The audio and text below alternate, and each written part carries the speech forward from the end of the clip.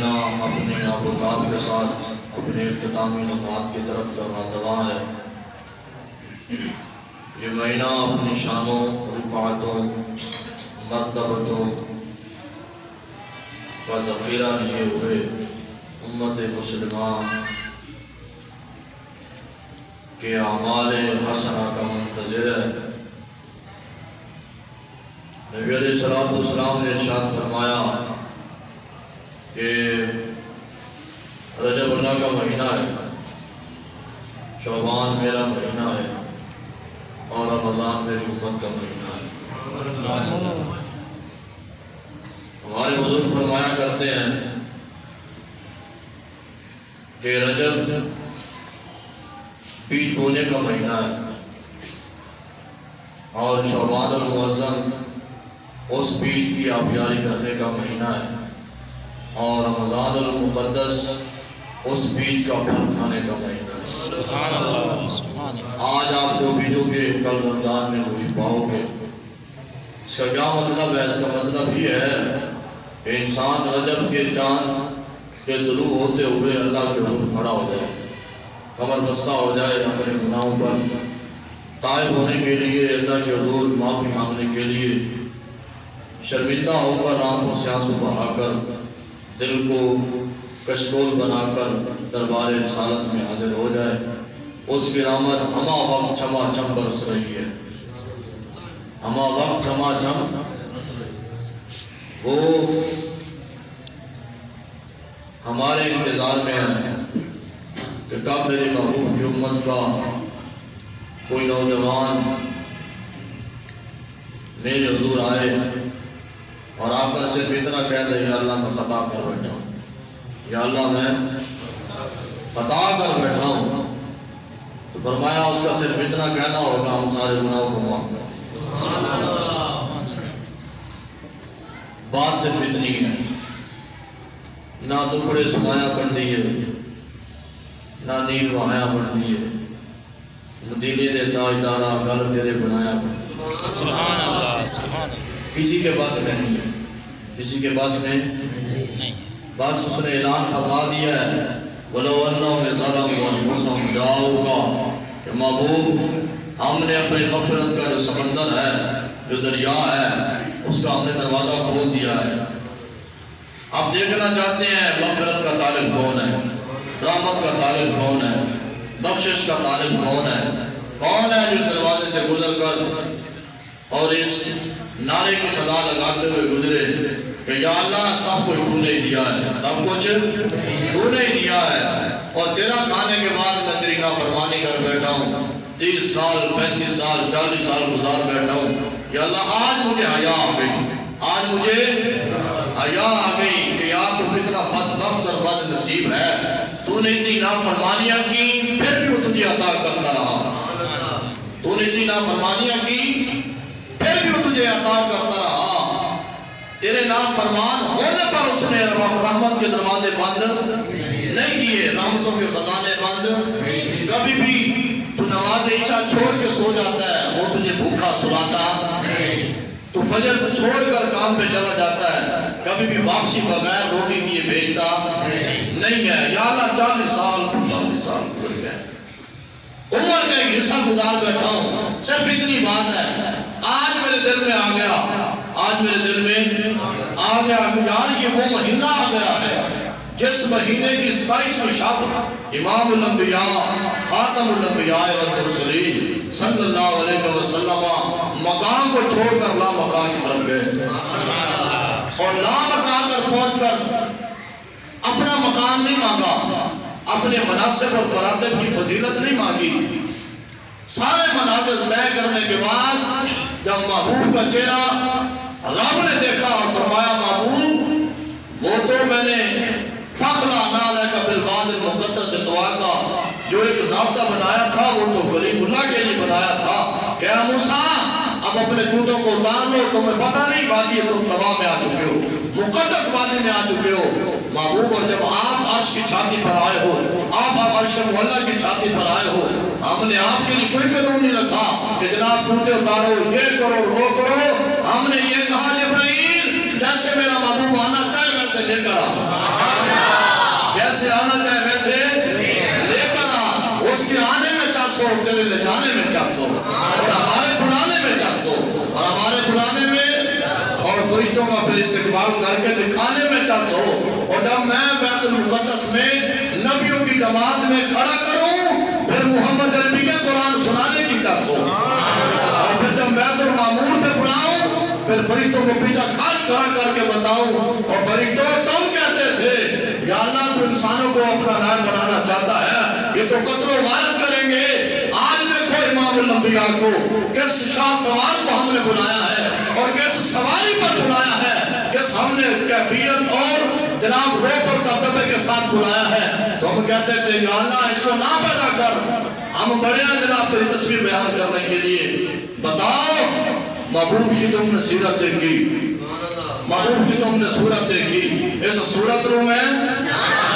آئے آئے پھر میری شاہدہ تکبیر نعرہ تکبیر نعرہ رسالت یا رسول اللہ نعرہ حیدری نعرہ ختم نبوت نعرہ ختم نبوت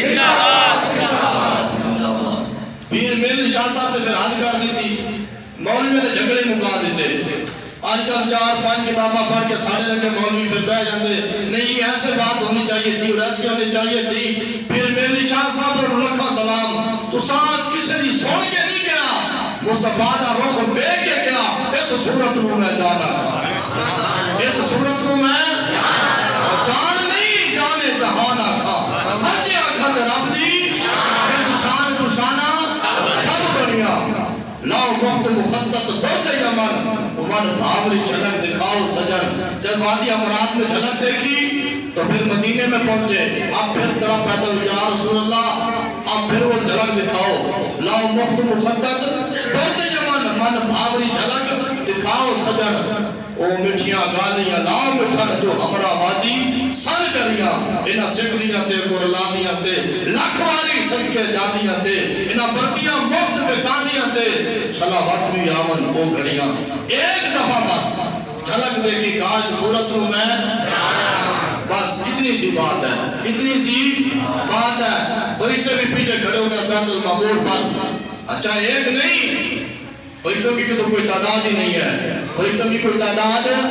چلو نبیوں تک تو ہم کہہ سکتے ہیں 1,24,000 کم و بیش نبی بیت المقدس میں رسول اللہ کے پیچھے کھڑے ہو گئے تو پھر احمد رضا سے پوچھو کہ بابا جی آپ بتائیں جب وہ پیچھے کھڑے ہو گئے تھے رسول اللہ کے جب وہ پیچھے رسول اللہ کے کھڑے ہو گئے نبوت کے بھال لے کر کھڑے ہو گئے نبوت کے تاج لے کر کھڑے ہو گئے انہوں نے پھر رسول اللہ کو دیکھ کے کیا کہا ہوگا آپ نے فرمایا میں بڑی بڑی باتیں نہیں کرتا مولویوں کی سمجھ میں بھی نہیں آئے گی عوام کی سمجھ میں بھی نہیں آئے گی ہم نے کہا بابا جی کو سادی بات بتا دیں قبر میں بھی جائے وہ یاد رہے آپ نے فرمایا جب رسول اللہ مصلی پہ کھڑے ہوئے ہوں گے نبیوں پیچھے کھڑے ہوں گے نبیوں نے پھر جماعت میں کھڑے ہو کر کہا ہوگا سب سے اولا ہو آلہ سب سے بالا ہو آلہ سب سے اولا ہو آلہ سب سے بالا ہو آلہ دونوں عالم کا دولا اپنے مولا کا پیارا بڑے بڑے نبیوں کی چاہت تھی اللہ میرے زمانے میں رسول اللہ آ جائے میرے زمانے میں رسول اللہ آ جائے اور آپ نے فرمایا ساروں کو اکٹھا کر کے ایک ایسا زمانہ دوں گا سارے پھر رج رج کے تکیں گے مصطفیٰ کے چہرے کو رج رج کے تکیں گے روح ہے یا میرے سما یہ بھی نہیں وہ بھی نہیں عالم فرماتے ہیں جب روح مصطفیٰ دیکھا ہوگا نا تو پھر کس نے کہا ہوگا یار مصطفیٰ کا چہرہ چاند جیسا ہے ستاروں جیسا ہے مصطفیٰ کا چہرہ کس طرح کا ہے تو حالت نے فرمایا وہ سارے پھر ایک نتیجے پر پہنچے کہا نہیں نہیں وہ چاند بھی اتنا سونا نہیں ستارے بھی اتنے سونے نہیں جتنے محمد نبی کے نظارے سونے ہیں چاند سے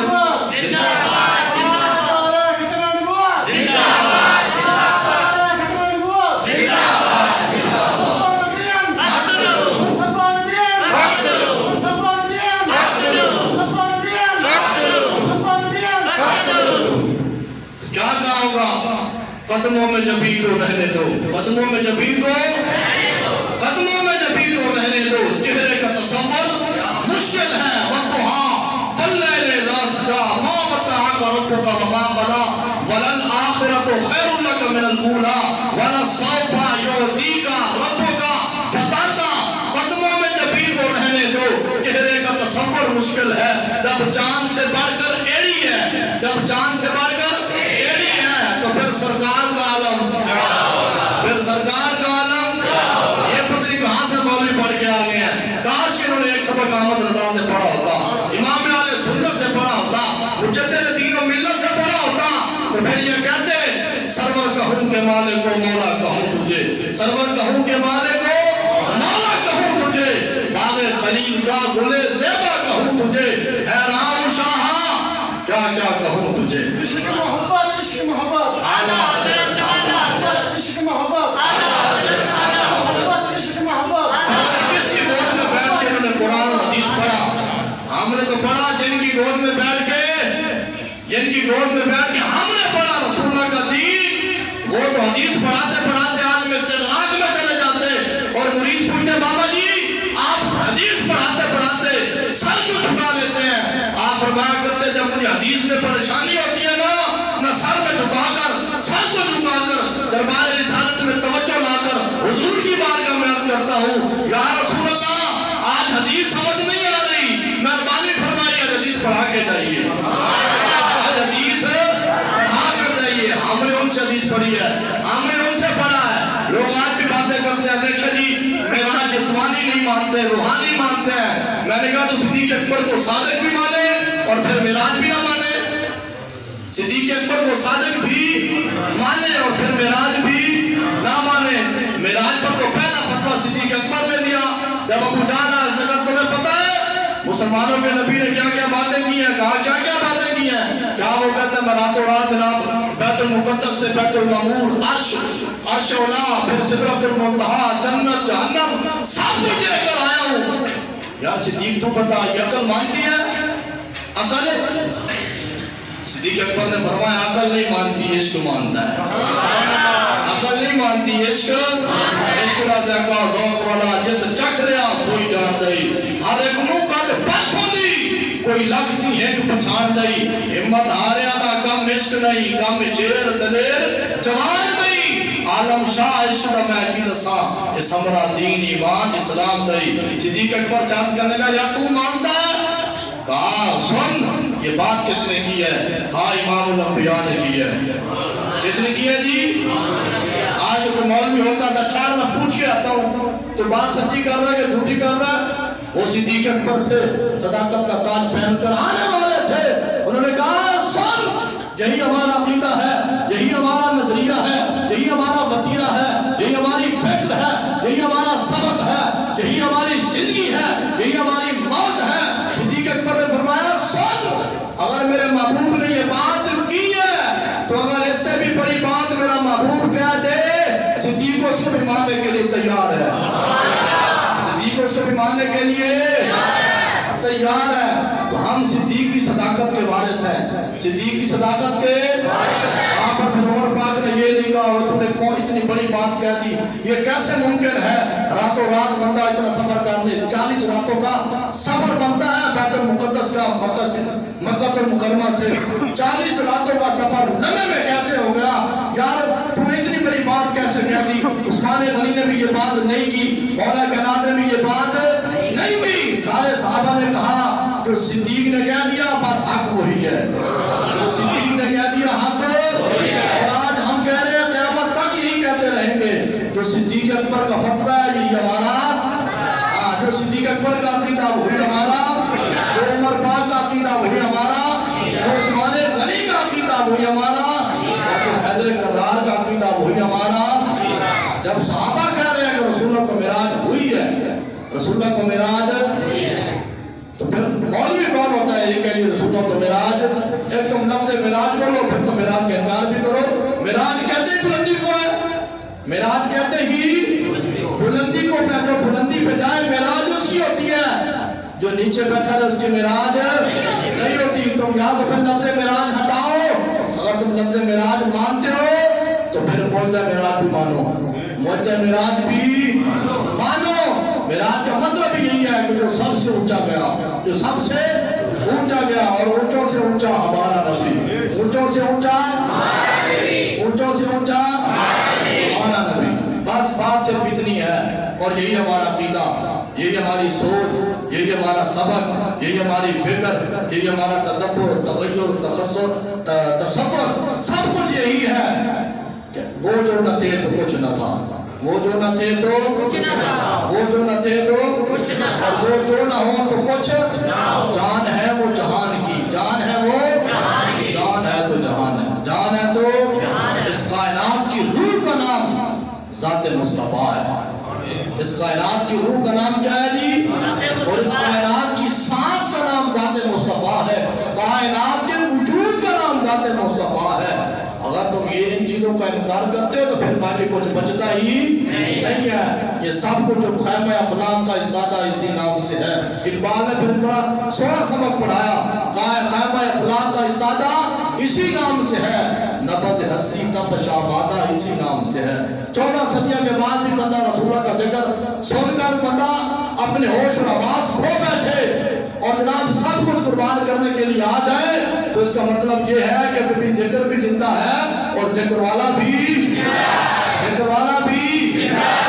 یہ پکی دلیل ہے۔ کسی کا نام سن کر دل میں کوئی بات آ جائے نا، وہ بات بتا جاتی ہے، جس کی بات ہو جا رہی ہے وہ بات بھی زندہ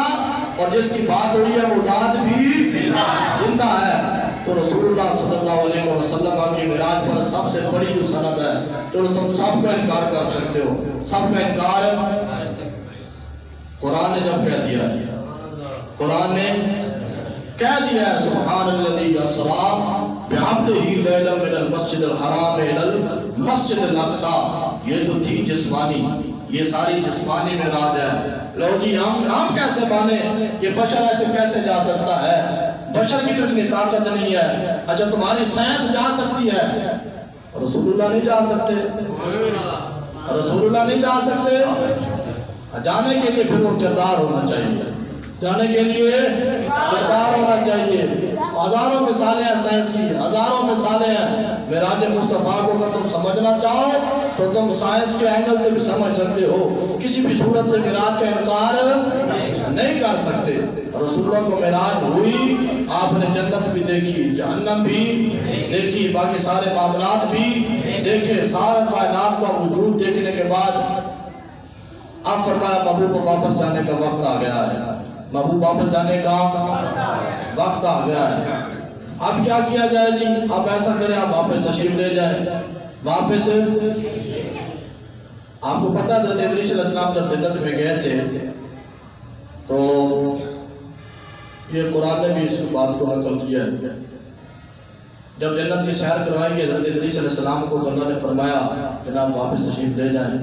تو حضرت ادریس نے کہا جناب میں جنت سے واپس نہیں جاؤں گا۔ اللہ تعالیٰ نے فرمایا کہ واپس جاؤ، تمہاری امت ہے، سارے معاملات ہیں۔ تو انہوں نے عرض کی اللہ باقی تو سارے دکھ ہیں، دکھڑے ہیں، اور جنت میں سکون ہے۔ جنت میں کیا ہے جی؟ سکون ہے۔ جنت میں نہیں چھوڑ سکتا، جنت میں۔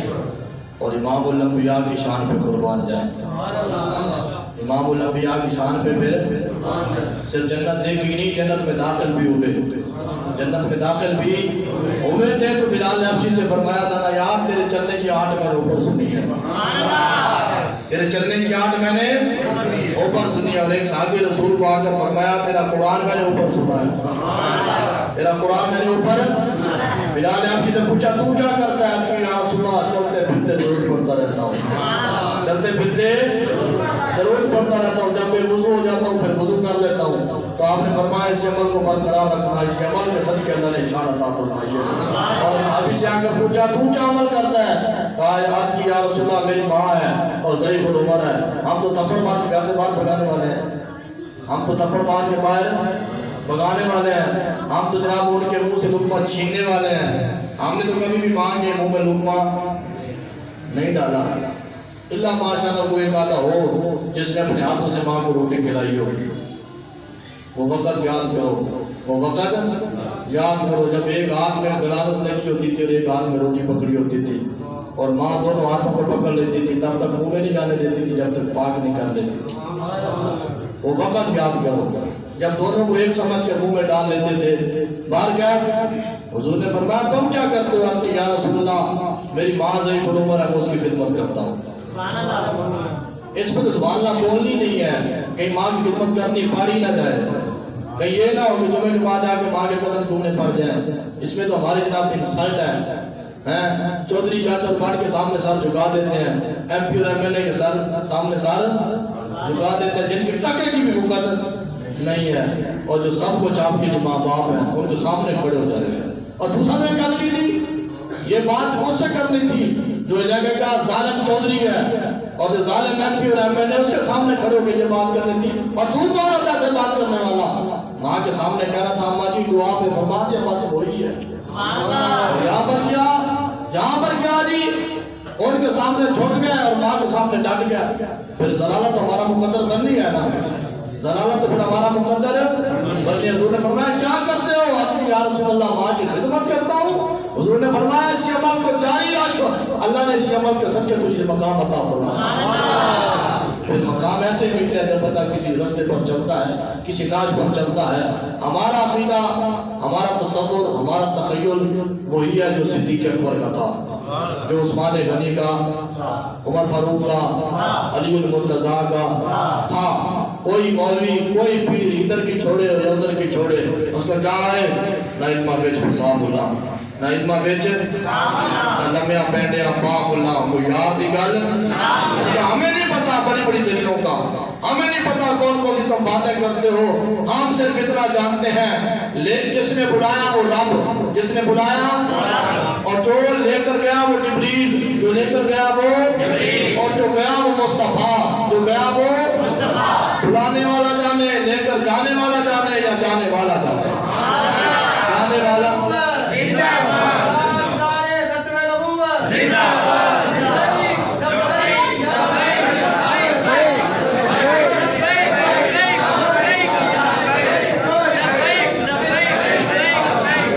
تاجدار ختم نبوت